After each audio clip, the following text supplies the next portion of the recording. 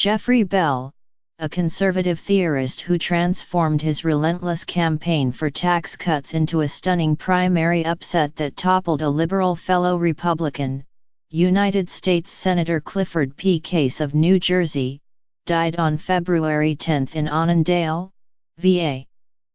He was 74. The cause was cardiac arrest, his wife, Rosalie O'Connell, said. Mr. Bell lost 2 other Senate bids, but his electoral record belied an enduring national political influence on economic and social issues. He turbocharged the policy agenda that culminated with Reagan's landslide election and a mandate for massive tax cuts, Rich Danker wrote last week in the conservative magazine The Weekly Standard. Mr. Bell was only 34 in 1978 when he challenged Mr. Case, one of the last pillars of liberal republicanism. Mr. Case had been undefeated since he was first elected to Congress in 1944, 1 year after Mr. Bell was born. Mr. Bell lost the 1978 general election to Bill Bradley, a Democrat. "You learn a lot about somebody when he's your opponent," Mr. Bradley said in a telephone interview on Tuesday. "Jeff was a man of ideas, he was a man of principle, and he never took a cheap shot. Later, when I became an advocate for tax reform, closing loopholes and lowering rates, Jeff became a real ally." Mr. Bell unsuccessfully sought the Republican nomination for the Senate again in 1982, losing to Representative Millicent Fenwick, who was defeated that November by Frank Lautenberg. But he staged a belated comeback in 2014, returning to New Jersey to capture his party's nomination against the incumbent Democrat, Cory Booker. Mr. Booker won easily in the general election, though, capturing 55% of the vote to Mr. Bell's 43%, about the same margin by which Mr. Bradley defeated Mr. Bell 36 years earlier. Robert W. Mary, the editor of The American Conservative, wrote on the magazine's website that it was Bell's role in the emergence of supply-side economics that cemented his stature in American politics.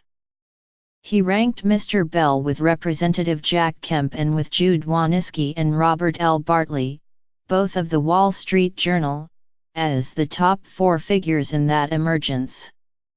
Mr. Bell, Mr. Mary wrote, became the first person to test the resonance of the concept on the hustings.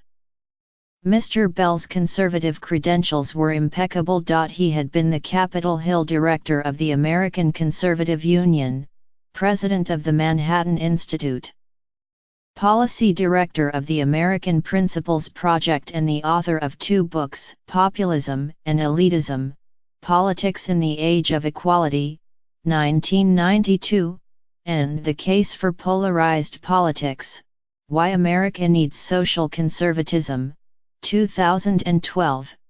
While he may have gobsmacked some audiences by espousing the gold standard as a cornerstone of monetary policy, Mr. Bell had a flair for, as he put it, expressing the simplicity beyond the complexity.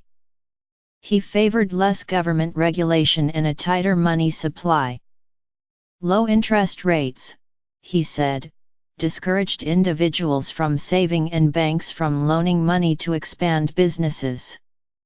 He also endorsed a conservative social agenda, which, he presciently insisted, would intensify the red in purple states in the Midwest. In an editorial after his death, The Wall Street Journal lauded Mr. Bell for his cheerful populism in the Reagan and Kemp mode. Despite his electoral defeats, the editorial said, his ideas over a lifetime were more influential in shaping American politics than those of nearly all senators. Jeffrey Langley Bell was born on December 13, 1943, in Washington to John Bell, an executive with DuPont, the chemical company, and the former Marjorie Langley, who later managed a shelter for battered women. He attended high school in Geneva, where his father had been assigned, and served with the Army in Vietnam. He graduated in 1965 from Columbia University, where he majored in English literature. In addition to his wife, whom he married in 1983, he is survived by 3 sons, James, Nicholas, and Damien, a daughter, Julia Slingsby, a sister, Michael Vargas, and 4 grandchildren. While he campaigned for Richard M. Nixon's re-election in 1971, Mr. Bell was among the Manhattan 12, a group of conservatives who, after meeting in the apartment of William F. Buckley, Jr., suspended their support for the president because of his overtures to Communist China. During the campaign for the 1976 Republican presidential nomination, Mr. Bell helped write a speech in which Ronald Reagan proposed a program of creative federalism to shift responsibility for $90 billion in federal programs to the states. Reagan lost ground in places like New Hampshire, which had no state income or sales taxes and would have had to raise revenue to pay for those programs. Gerald R. Ford, who had become president when Nixon resigned, won the nomination that year. After the '76 campaign, "I was unemployable," Mr. Bell said in 2014 on the online forum Conversations with Bill Kristol. Mr. Kristol is editor-at-large of the Weekly Standard. "I was blamed by many conservatives for Reagan's defeat in the primaries to Gerald Ford. After losing to Mr. Bradley, Mr. Bell produced television commercials for Reagan's successful primary campaign in 1980.